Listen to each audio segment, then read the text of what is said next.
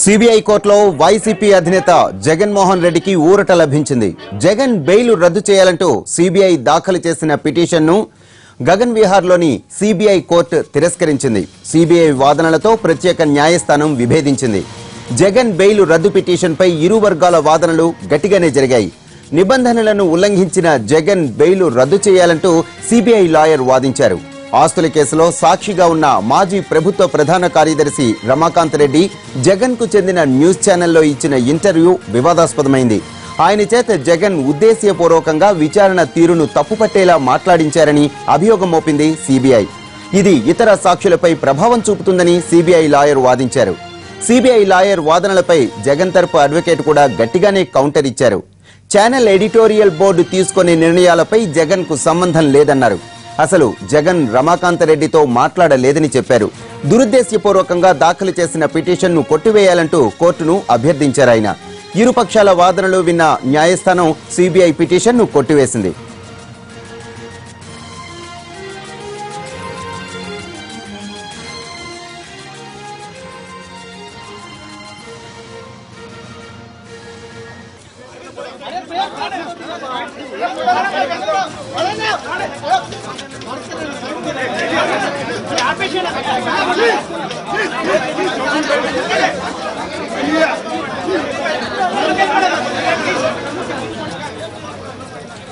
విదేశీ పర్యటనకు అనుమతించాలంటూ అంతకుముందే జగన్ వేసుకున్న పిటిషన్పై కూడా విచారణ జరిపిన న్యాయస్థానం కొన్ని షరతులతో అనుమతినిచ్చింది.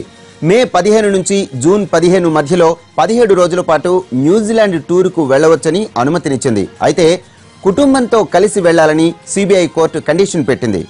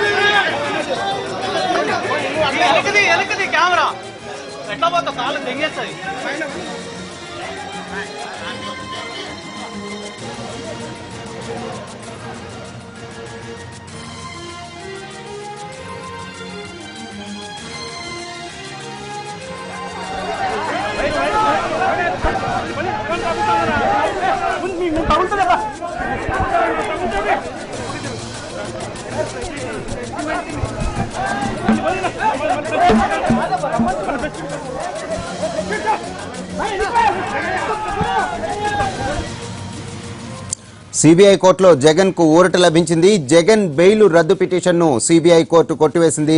ప్రత్యేక కోర్టులో సిబిఐకు చుక్కెదురైంది. దీనికి సంబంధించిన మరిన్ని వివరాలు మా ప్రతినిధి శర్మని అడిగి తెలుసుకుందాం. శర్మ, చెప్పండి, కోర్టులో వాద ప్రతివాదనలు ఎలా సాగాయి? ఇవాళ కొద్దిసేపు క్రితమే సిబిఐ పిటిషన్ను కోర్టు కొట్టివేసింది. జగన్ కు ఊరట లభించింది. జగన్ పైన ఏవైతే మోపిన అభియోగాలు ఉన్నాయో అవన్నీ కూడా తప్పని కోర్టు స్పష్టం చేసింది. జగన్ బెయిల్ రద్దు పిటిషన్ను కొట్టివేస్తూ కొన్ని కీలకమైనటువంటి వ్యాఖ్యలు చేసింది. ఇందులో సాక్షిగా ఉన్నటువంటి రమాకాంత్ రెడ్డి అత్యుత్సాహంగా ఈ కేసుకు సంబంధించి వివరాలను ఆ ఛానల్లో ఏ విధంగా ప్రస్తావిస్తారు, ఎలా మాట్లాడతారు అనేటువంటి విషయాన్ని మాత్రం రమాకాంత్ రెడ్డికి చురక అంటించినటువంటి పరిస్థితి. కానీ జగన్కు మాత్రం ఈ ఇంటర్వ్యూతో ఏ రకమైనటువంటి సంబంధం లేదన్న జగన్ తరపు లాయర్ వాదనను కోర్టు ఏకీభవించినటువంటి పరిస్థితి. అలాగే ఛానల్కు సంబంధించినటువంటి ఎడిటోరియల్ బోర్డు ఉంది.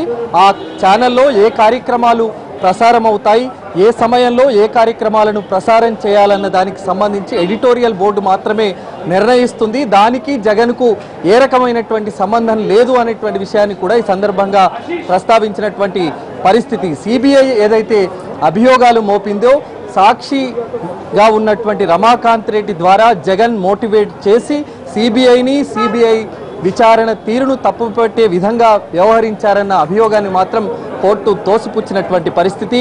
మొత్తానికి జగన్కు ఊరట లభించింది. ఒక నెల రోజులుగా కొనసాగుతున్నటువంటి ఉత్కంఠకు తెరపడింది.